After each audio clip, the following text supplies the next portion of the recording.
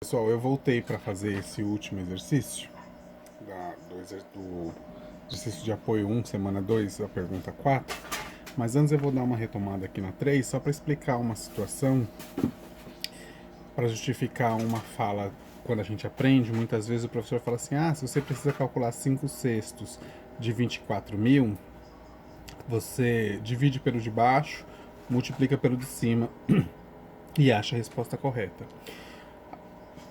O motivo pelo qual isso dá certo é que, como é uma multiplicação, a gente sabe que a ordem dos fatores não altera o produto, né? Então, eu posso fazer 6 vezes 1, ou eu posso fazer 1 vezes 6, ou seja, eu posso trocar esse 1 e esse 6 de posição, tudo bem? Se eu colocar esse 6 aqui, e eu também posso resolver esse daqui primeiro, e depois multiplicar o resultado pela resposta desse aqui, ou posso resolver essa divisão primeiro, e depois multiplicar o resultado por aqui. Isso porque entre multiplicação e divisão, eu posso alterar a ordem na multiplicação sem alterar o produto. Então eu posso colocar o 6 aqui e 1 aqui. Aí eu posso resolver 24 dividido por 6. 24 dividido por 6 dá 4. Então eu acho 4.000 aqui. E esse 4.000 seria multiplicado pelo resultado de 5 dividido por esse 1 aqui que veio para cá. 5 dividido por 1 dá 5. E aí eu fazia 5 vezes o 4.000. Então, o que eu fiz foi 24.000 dividido por esse 6 que está embaixo, 4.000. E a resposta multiplicada por esse 5 dividido por 1. Como é 1, 5 dividido por 1 dá 5, sempre vai dar o mesmo valor. Então, eu peguei 24.000 dividido pelo de baixo, que deu 4.000, e multiplico a resposta pelo de cima, que dá 5, ou que dá os 20.000 que a gente encontrou. Por isso que tem gente que prefere fazer o valor que você quer, divide pelo de baixo, multiplica pelo de cima. A justificativa para isso dar certo é o fato de que a ordem dos fatores na multiplicação não altera o produto, tá bom? Então, só para poder vocês fazerem, entenderem por que tem gente que faz assim, mas o resultado a gente sabe que é o mesmo. A situação do exercício 4 é a seguinte. Também é uma aplicação do conjunto dos números racionais, mas da representação da fração, né? Então eu tenho aqui duas barras idênticas de chocolate que foram divididas. Cada uma delas em partes iguais, sendo que a área destacada representa a quantidade de chocolate consumido por uma pessoa. A diferença é que essa barra de chocolate foi dividida em 8 pedaços. E alguém consumiu 1, 2, 3, 4, 5 pedaços. Tudo bem? Isso aqui é 5 pedaços consumidos, de um total de 8. Aqui eu tenho a mesma barra, uma barra igual, né? Dividida em 4 pedaços, e alguém consumiu 3. Então eu tenho 3 pedaços consumidos, de um total de 4. E aí ele quer saber a quantidade de total de chocolate consumido indicado na figura pode ser representada por um número racional na forma fracionária ou na forma decimal, respectivamente como. E aqui eu vou pensar em algumas estratégias para eu poder explicar. Qualquer uma delas resolve o problema, tá bom? Então a primeira vai ser utilizando o desenho ali, ó. Eu percebo que essa foi dividida em 8, essa foi dividida em 4. Se eu tivesse que dar preços para cada pedaço do chocolate, não seria justo que um pedaço dessa tivesse o mesmo preço de um pedaço dessa, já que os pedaços têm tamanhos diferentes. Então a primeira coisa que eu teria que fazer era garantir que a divisão fosse em pedaços iguais. Como essa daqui foi dividida em 4 pedaços, eu vou fazer o seguinte, eu vou dividir cada um deles, cada pedaço desse, ao meio.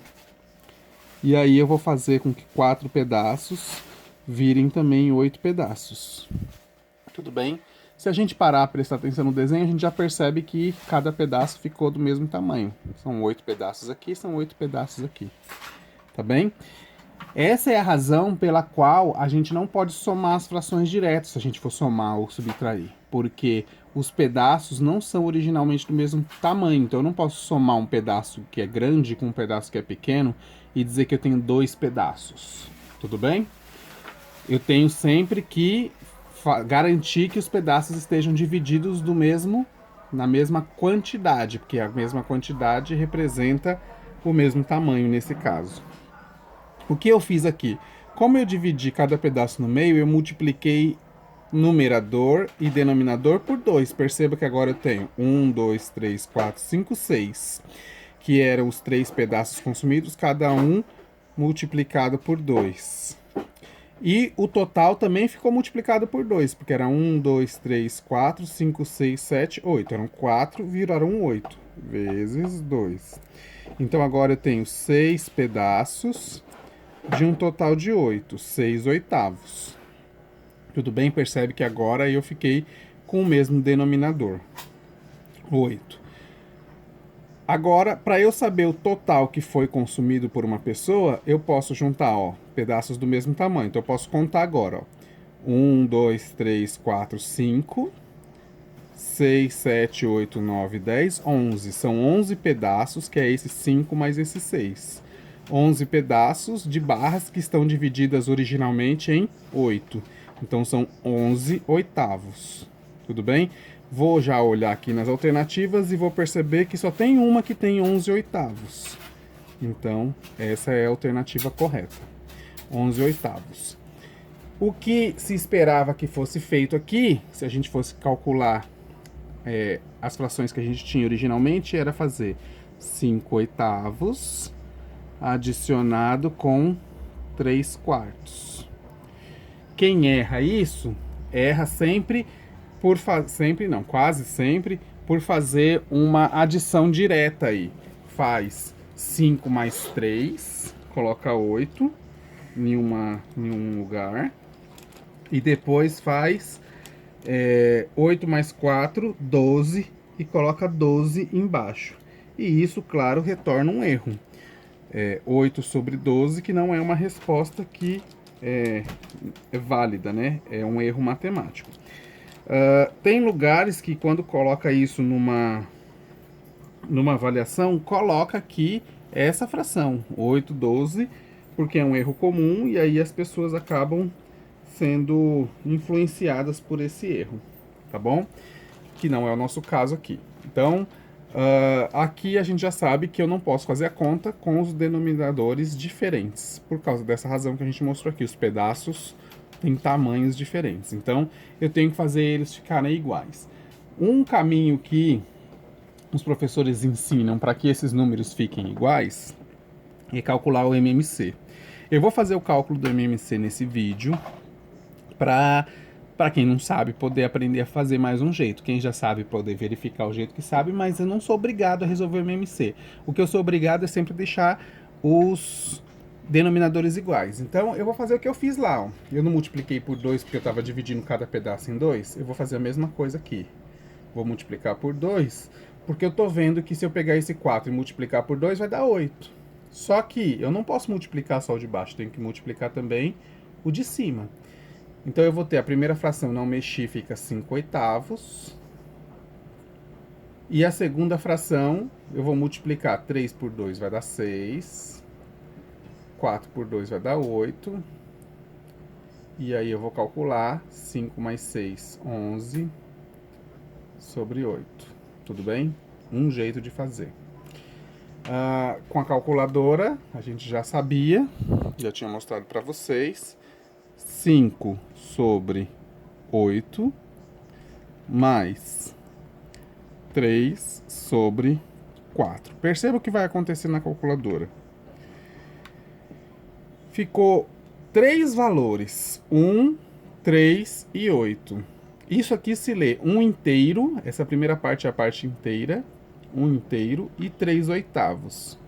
É como dizer que alguém comeu uma barra de chocolate inteira de 8 pedaços e mais 3 pedaços de outra barra que estava dividida em 8. Tudo bem? Ela é dividida assim. Só que isso aqui é o que a gente representava na escola com um valor assim, ó. 1 inteiro e 3 oitavos. Tudo bem?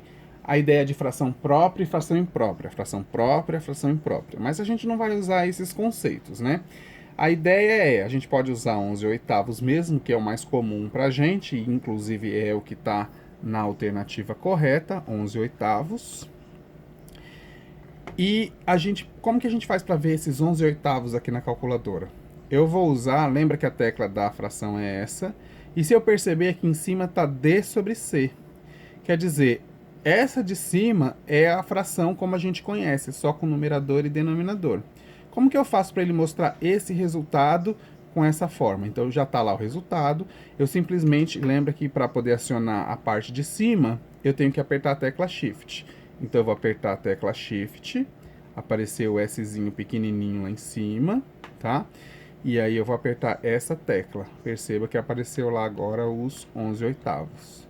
Então ele fez 5 oitavos mais 3 quartos e mostrou o resultado como uma fração imprópria, que é essa que está aqui em cima. Tudo bem? Então achei os 11 oitavos.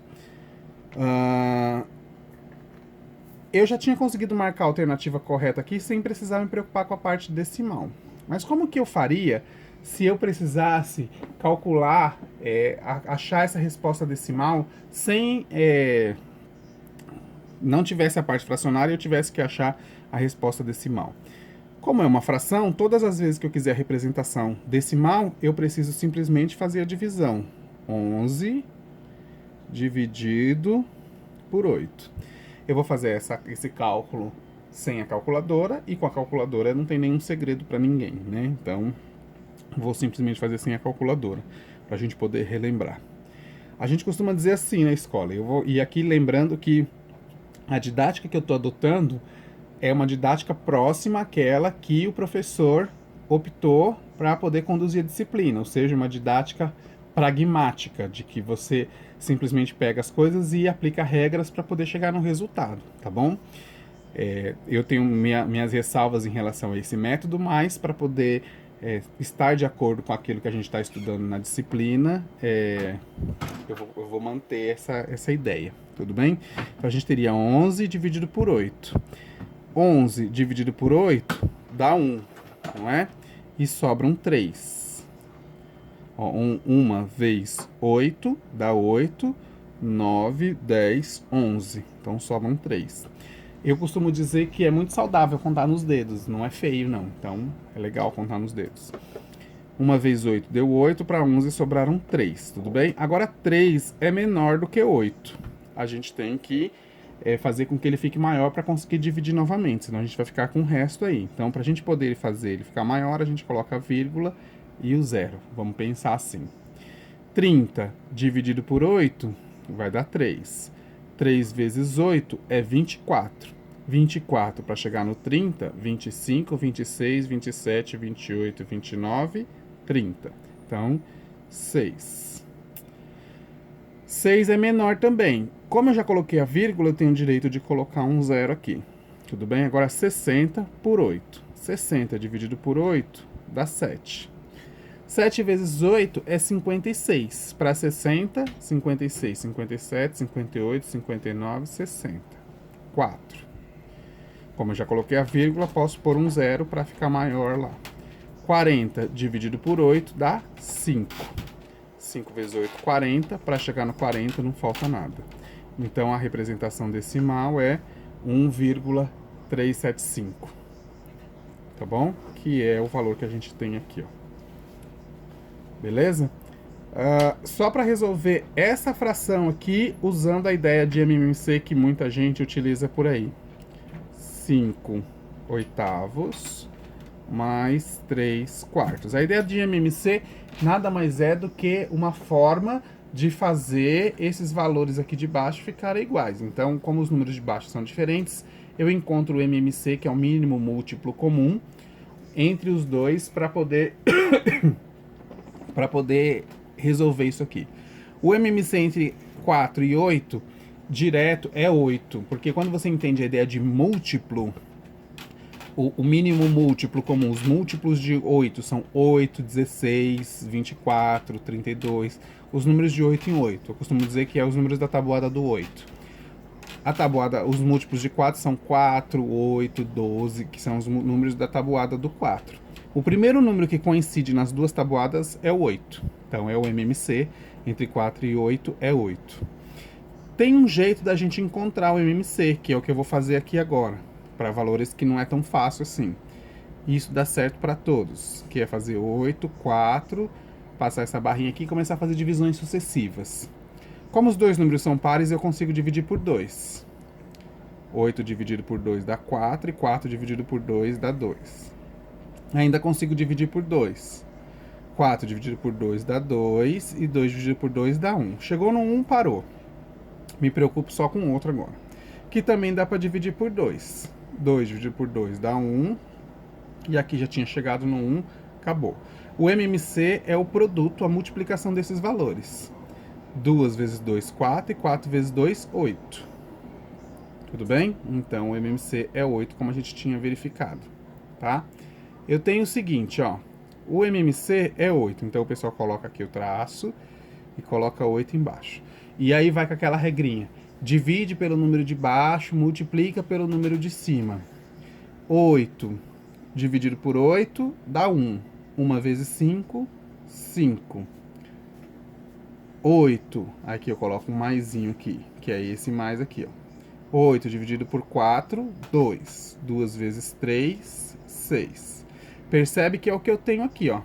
5 sobre 8, 5 sobre 8. 6 sobre 8, 6 sobre 8. Isso aqui é o denominador comum dos dois. Lembra que lá em cima eu fiz 5 mais 6 só em cima e mantive o denominador que era comum, que era a quantidade de divisões? Aqui eu vou fazer a mesma coisa. Tudo bem? Então 5 mais 6 vai dar 11 oitavos. Só para poder clarear para todo mundo os métodos que o pessoal utiliza normalmente para poder resolver isso aí. Tá bem? Então agora a gente encerra a lista de apoio 1 da semana 2 e eu vou fazer as outras listas de apoio também para a gente poder entender o que está acontecendo nas outras. Abraço, até mais.